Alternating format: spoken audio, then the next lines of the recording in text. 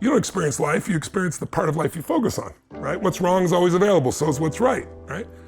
And there are different kinds of focus. And my dad's focus that day was really on what he hadn't done. And I know that because he kept muttering it. You know, he hadn't taken care of his family, there's no money for Thanksgiving, somebody had to give us charity. And then the second decision you make about once you focus on something is what does it mean? Now today's guest is someone that I've wanted to sit down with ever since I was a very young boy.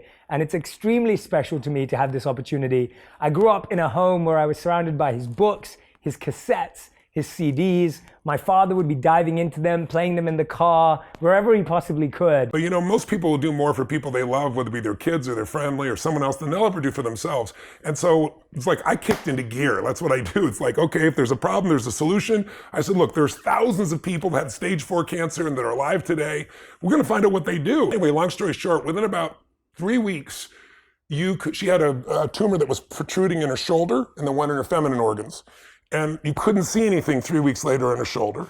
And at the period of, I think, about 9 weeks when she was supposed to die, and she looked good, she had great energy, and like literally looked transformed. The doctor finally said, this is crazy, let's do exploratory surgery. So they went in her body, and all they could find left of the cancer was something the size of my pinky's fingernail. And so the doctor said, this is a miracle. She said, it is a miracle, but let me tell you what I did. And he was like, no, this is spontaneous remission. Self-diagnosis. But at that time, I had also found a center in my life. And so I found my center as like, okay, courageous person, you know, coward dies 1,000 deaths, courageous person once. Let me deal with it if it needs to be dealt with in the morning. I woke up, called, and the doc says to me, you have a tumor.